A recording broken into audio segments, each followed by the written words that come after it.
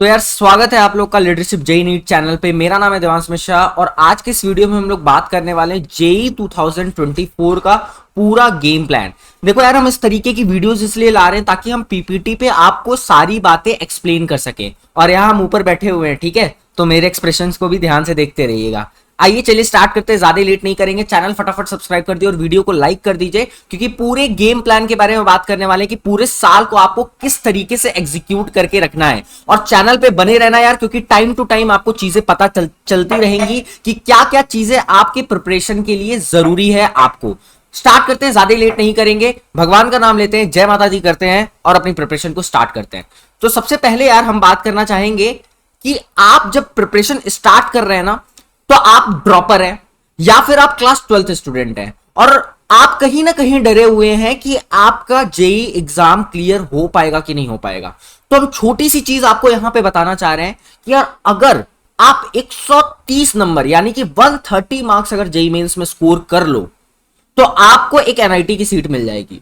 हाँ, थोड़ी low grade की रहेगी, या आपका ब्रांच अच्छा नहीं हो सकता है, या आपका कॉलेज अच्छा नहीं हो सकता है, लेकिन आपके ऊपर एक एनआईटी का टैग लग जाएगा, जो कि एक बहुत अच्छा साइन होता है, एक बहुत अच्छा कॉन्फिडेंस आपके अंदर बिल्ड कर सकता है जब जैसे ही आप कॉलेज शुरू कर रहे हो। ये तो हम बहुत छोटा सा मार्क्स बता रहे हैं। सोच के देखो, पूरे एक साल के प्रिपरेशन में आप 130 नंबर स्कोर नहीं कर सकते, बिल्कुल आराम से कर सकते हो, लेकिन आपके पास एक सही गाइडेंस होना चाहिए, आपके पास एक सही मेंटर होना चाहिए। और इस पूरे साल भर आप गलती अफोर्ड नहीं कर सकते हो कि यार आप गलतियां कर रहे हो।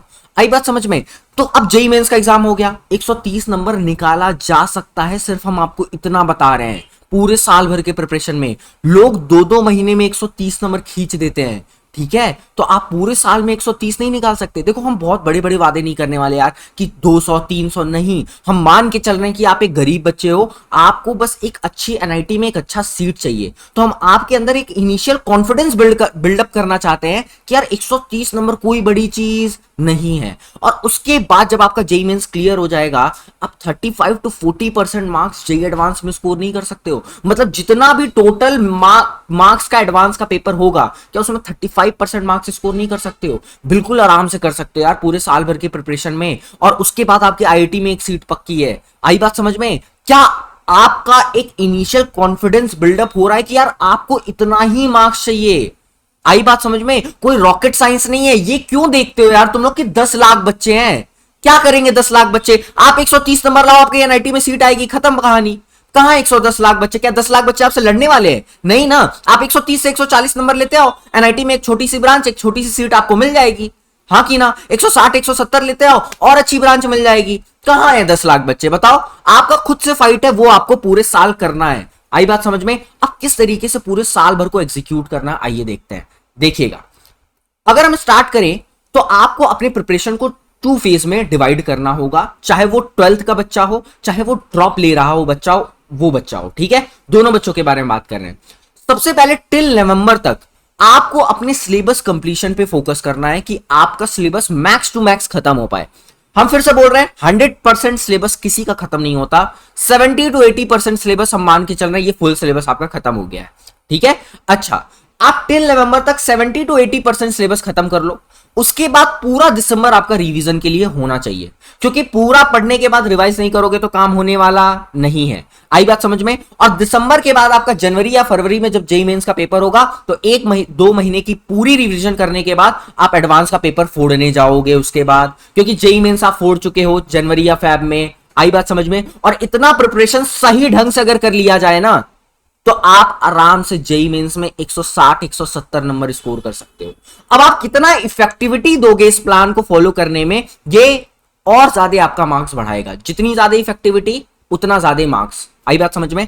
अब आइए क्या क्या करना है आपको, उसके लिए बात करते हैं। इन 2 फेजेस में क्या क्या आपको करना है, वो सारी चीजों की बात हम करने वाले हैं। वीडियो में टिल एंड बने रहना अगर आप सच में सीरियस हो अपनी प्रिपरेशन को लेके। देखिएगा, अब हम आगे बात करते हैं। अब यार, जेई 2024 देने वाले 2 तरीके के बच्चे, एक 12th वाले, एक ड्रॉप वाले, ठीक है। पहले 12th का सिलेबस देखो। अब 12th वालों के लिए एक छोटी सी बात बताते हैं।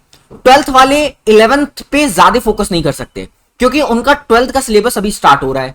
तो आप कोशिश करिए कि अपने 12th के सिलेबस पे फर्स्ट ऑफ ऑल फोकस करने की कोशिश करिए, क्योंकि पता चला 12th ही गायब हो गया तो क्योंकि हमें पता है कि मैक्स ऑफ द बच्चों का क्लास 11 का सिलेबस गायब है। आई बात समझ में? तो अपने को ये गलती 12th में दोहरानी नहीं है। अब भैया 11 का जो सिलेबस बचा है वो भी तो जेई में आएगा, वो कैसे खत्म करना है? अरे भैया हॉलीडेज पढ़ेंगे, संडेज पढ़ेंगे, अभी आपके समर वेकेशन आने वाले हैं, उसमें आपको पूरा फुल एफर्ट देके क्लास 11th के इंपॉर्टेंट वाले चैप्टर खत्म करने हैं। इंपॉर्टेंट वाले चैप्टर क्यों बोल रहे हैं? वो इंपॉर्टेंट चैप्टर जो आपकी क्लास 12th में भी कुछ कुछ पोर्शन उसके आते हैं, वो वाले चैप्टर खत्म करने हैं। जिसका वेटेज जेई में ज्यादा है वो वाले चैप्टर आपको खत्म करने हैं हॉलीडेज में, और ये 3-3 4-4 घंटा करके खत्म हो जाएंगे। आपको करना क्या है? सिर्फ क्लास नोट्स पढ़ने हैं और उसके बाद पीवाईक्यू सॉल्व करने हैं। उन चैप्टर्स के पीवाईक्यूज, कोई मटेरियल पे नहीं भागना, क्योंकि सीधे पीवाईक्यू सॉल्व करो ना कि कैसे क्वेश्चन आए हैं, आपका वो चैप्टर डन है। आई बात समझ में? अगर आप उसका लेक्चर ही नहीं देखे हो तो लेक्चर देख के खत्म कर लो, धीरे धीरे करके वो खत्म हो जाएगा। तो आपको क्लास 11 का चैप्टर्स हॉलीडेज में यूटिलाइज करना है, समर वेकेशन जो आने वाले हैं उनमें यूटिलाइज करना है, और जो छुट्टियां बीच बीच में पड़ेंगी उनमें खत्म करना है क्लास 11 का सिलेबस। और जो जो रनिंग ईयर है पूरा, जैसे जैसे आपकी क्लास 12 की क्लासेस चलती जा रही है वैसे वैसे खत्म करते जाइए। अब ड्रॉप वालों को अपने इंस्टीट्यूट, जिस भी इंस्टीट्यूट में आप पढ़ रहे हो उसको फॉलो करना है। सिंपल कहानी है। आई बात समझ में? अब ये जो प्लान है ये दोनों के लिए है, लेकिन ज्यादा फोकस्ड ड्रॉप वालों के लिए है। ठीक है? अच्छा, 12th वालों के लिए अगर 5-6 कमेंट आ जाएंगे तो हम 12th वालों के लिए अलग से वीडियो बना देंगे। ऐसा नहीं कि ये वीडियो आपके लिए नहीं है, आपके लिए भी यही सेम वीडियो है, बट मोर फोकस ड्रॉप वालों के लिए हम ज्यादा इसमें किए हैं। ठीक है? आइए बढ़ते हैं, 5-6 कमेंट और अगली वीडियो तैयार है। ठीक है? अब हम स्टार्ट करते हैं कि क्या क्या चीजें आपको शुरुआत में ही कर लेनी है। पता चला इनिशियल ही फेज गड़बड़ हो गया तो पूरी साल जो है दिक्कत आएगी। तो सबसे पहला पॉइंट आपको ध्यान रखना है यार कि कोई एक अच्छी से अच्छी इंस्टीट्यूट आपको ज्वाइन करनी है। आपके लोकेलिटी में भी हो सकती है या फिर आप कहीं बाहर मूव कर सकते हो, जैसे एग्जांपल में कोटा। ठीक है? क्योंकि सबसे बड़ा नाम कोटा ही है अपने पास। कोशिश करना कि ऑनलाइन इंस्टीट्यूट ज्वाइन मत करना, क्योंकि यार आपको जेई निकालना है, आपको खिलवाड़ नहीं खेलना है। आई बात समझ में? ऑनलाइन एजुकेशन में आप पूरे साल भर ना अपने आप को बर्नआउट करने लगोगे। धीरे धीरे आपको लगेगा कि आप अकेले पढ़ रहे हो, आप प्रिपरेशन नहीं कर पा रहे हो, आप सैचुरेट होते जा रहे हो। तो वो वाला काम अपने को नहीं करना जिसमें यार रिस्क हो। आई बात समझ में? हमें जेई फोड़ना ही फोड़ना है किसी भी कीमत पे। उसके लिए जितने भी मैक्सिमम एफर्ट होंगे वो हम करेंगे, भले ही हमें कोटा जाना हो। आई बात समझ में? अब कोटा जाके आप किसी भी इंस्टीट्यूट को ज्वाइन कर सकते हो। एलएन है, अपना एटीपी स्टार है, और उसके बाद मोशन एजुकेशन है, और भी बहुत सारे इंस्टीट्यूट हैं जिसको आप कोटा जाके ज्वाइन कर सकते हो। कोई दिक्कत वाली बात नहीं है। ठीक है? सब आपको बेस्ट ही प्रोवाइड करेंगे। अब उसके बाद बात करते हैं, आप एक बढ़िया इंस्टीट्यूट ज्वाइन कर लिए हो, अब आपके पास एक हथियार आ चुका है जिससे आप पूरे साल लड़ने वाले हो। ठीक है? अब उसके बाद बात करते हैं, आपके पास लिमिटेड मटेरियल और बुक्स होने चाहिए। साल भर की प्रिपरेशन है, आप बहुत ज्यादा प्रैक्टिस नहीं कर सकते। आप जिस भी इंस्टीट्यूट में ज्वाइन हुए हो वो एक भरोसेमंद इंस्टीट्यूट अगर है तो उसके मटेरियल आपको सफिशियंट होंगे। आई बात समझ में? जैसे एटीपी स्टार में जो मटेरियल्स हैं वो सफिशियंट है आपके प्रिपरेशन के लिए, तो आपको कहीं और भागने की जरूरत नहीं है। और टाइम टू टाइम जो टीचर्स आपको बुक सजेस्ट करेंगे आपके पर्टिकुलर इंस्टीट्यूट में, वो बुक्स को आप सॉल्व करते जाइए। तो ज्यादा मटेरियल के पीछे भागना अपने को नहीं है। आई बात समझ में? अच्छा, फिर उसके बाद हम नेक्स्ट पॉइंट क्या लिखे हैं? दबा के प्रैक्टिस करना है। क्यों ये पॉइंट लिखे हैं पता है? क्योंकि मैक्सिमम बच्चे जो ड्रॉप ईयर में रहते हैं या जेई की प्रिपरेशन कर रहे होते हैं ना, उनके जो मार्क्स नहीं आते हैं ना टेस्ट में, उसका सबसे बड़ा पॉइंट है ये कि वो प्रैक्टिस ही नहीं करते हैं। अगर आप प्रैक्टिस करो ना तो आपके मॉक टेस्ट में मार्क्स आना शुरू हो जाएंगे। तो इस बात को फोकस करके रखना है कि अपने को थ्योरी से ज्यादा प्रैक्टिसिंग पे फोकस करना है हर चैप्टर के। ठीक है? उसके बाद नेक्स्ट पॉइंट है, क्वेश्चंस को खुद से सॉल्व करना है।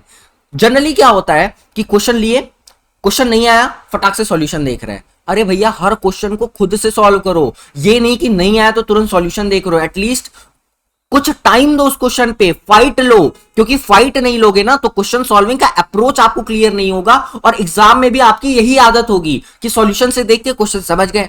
तो एग्जाम में थोड़ी सॉल्यूशन मिलने वाला है यार आपको, तो एग्जाम में फिर क्वेश्चन नहीं बनेंगे। आई बात समझ में? तो ये गलती आपको नहीं करनी है। उसके बाद क्या है?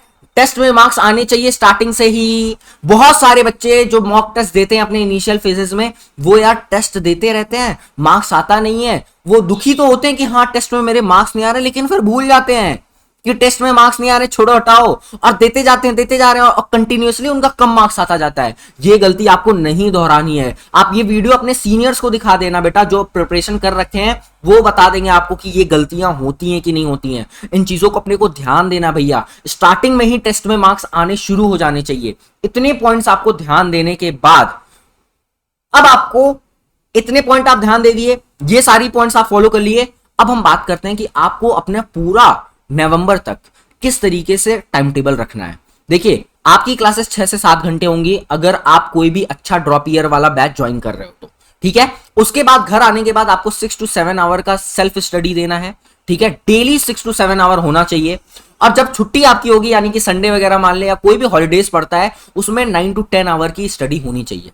आई बात समझ में? डेली आपको 2 घंटे फिजिक्स, 2 घंटे केमिस्ट्री, 2 घंटे मैथ्स पढ़ना है और इक्वल इंपॉर्टेंस देना है तीनों को, क्योंकि यार तीनों आने वाले हैं। कई बच्चे क्या होता है, फिजिक्स से प्यार हो जाता है, फिजिक्स ही फिजिक्स सॉल्व करते रहते हैं, केमिस्ट्री में मजा आ रहा है, केमिस्ट्री कर रहे हैं, ठीक है। ये नहीं करना है भैया, तीनों चैप्टर, तीनों सब्जेक्ट्स को इक्वल इंपॉर्टेंस देनी है अपने को, ठीक है। तो आपको समझ में आ गया कि आपका डे किस तरीके से होगा। क्या 6 घंटे आपको कोचिंग के बाद आपको निकालना है, 2 घंटे फिजिक्स, 2 घंटे केमिस्ट्री और 2 घंटे मैथ्स। अच्छा, आपको पता चल गया कि आपको डे को कैसे अप्रोच करना है पूरा टिल नवंबर।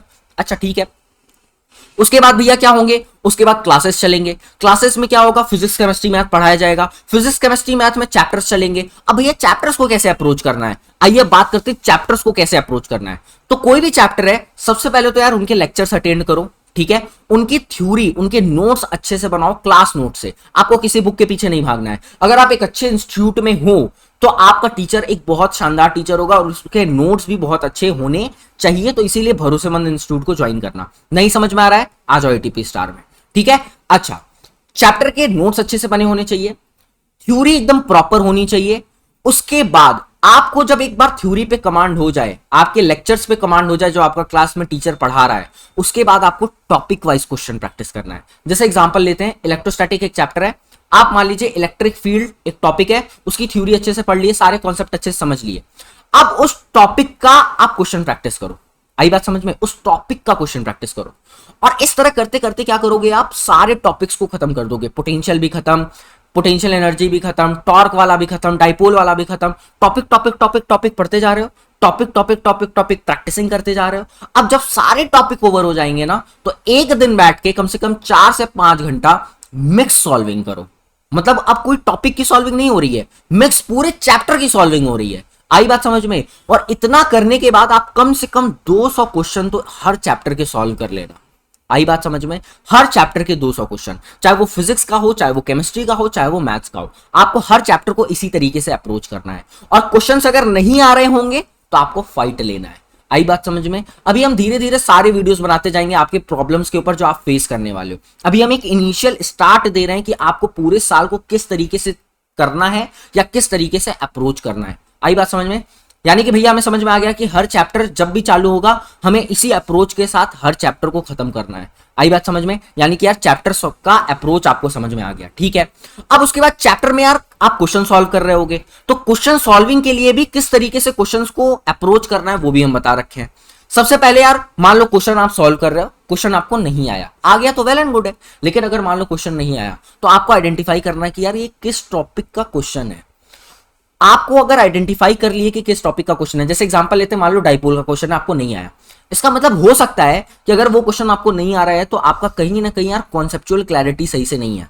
तो आप क्या करो, क्लास नोट्स उठाओ, उस कॉन्सेप्ट को दोबारा रिवाइज करो, उसके बाद कुछ सॉल्व एग्जाम्पल देखो उसी क्वेश्चन के, देखो नेक्स्ट पॉइंट लिखे हैं, उसी टॉपिक के कुछ सॉल्व एग्जाम्पल देखो। क्योंकि क्या पता आपकी थ्योरी तो क्लियर हो लेकिन थोड़े से क्वेश्चन सॉल्विंग अप्रोच आपके दिमाग में क्लियर ना हो, तो सॉल्व एग्जांपल देखने से ना थोड़ा सा अप्रोच आपको क्लियर हो जाएगा। कम से कम 5 से तक सॉल्व एग्जांपल देखो और उस क्वेश्चन को दोबारा ट्राई करो। इससे समझ रहे हो क्या होगा आपका, इससे आपका और थोड़ा मेंटल स्टेट ऊपर जाएगा, उस टॉपिक को लेके और ज्यादा क्लैरिटी होगी, और सॉल्व एग्जांपल देखोगे तो और चीजें डेप्थ में क्लियर होती जाएंगी। और फिर इतना करने के बाद उस क्वेश्चन को री अटेम्प्ट करो। आप क्या करते होगे, क्वेश्चन नहीं आया फटाक से सॉल्यूशन देख लिए, नहीं भैया क्वेश्चन नहीं आ रहा है तो चीजों को देखो ना कि कहां कमी आ रही है। क्वेश्चन नहीं आ रहा है इट मींस थ्योरी में कमी आ सकती है। क्वेश्चन नहीं आ रहा है यानी कि आपको क्वेश्चन सॉल्विंग अप्रोच क्लियर नहीं है। तो पहले थ्योरी देख लिए, उसके बाद 5-10 एग्जांपल देख लिए, तो आपको दोनों चीजें क्लियर हो गई। उसके बाद दोबारा शायद उस क्वेश्चन को री अटेम्प्ट जब आप करोगे ना तो मे बी वो क्वेश्चन आपसे सॉल्व हो जाए। और इतना करने के बाद अगर आपसे वो क्वेश्चन सॉल्व होता है ना तो आपका माइंड का लेवल बहुत ऊपर चला जाएगा। और फिर भी नहीं होता है तब जाके आप सॉल्यूशन देख सकते हो। आई बात समझ में? यानी कि इतना स्टेप फॉलो करने के बाद आप फाइट मार रहे हो यार।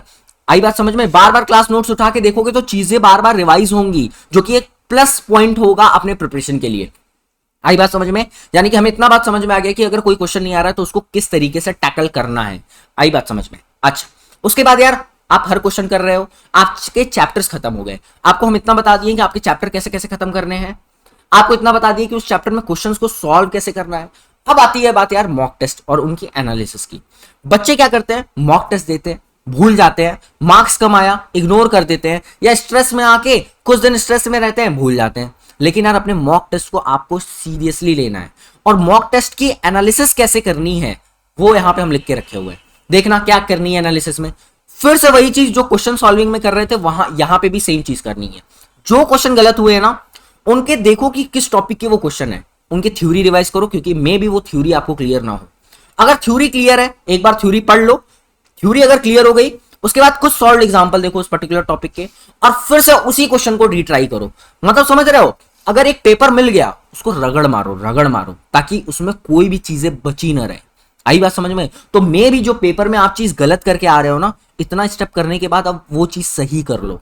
आई बात समझ में? और वो चीज अगर आप सही कर लोगे ना, मतलब खुद से बिना सॉल्यूशन देखे, तो आपके अंदर बहुत भयंकर इनर कॉन्फिडेंस बिल्डअप होगा।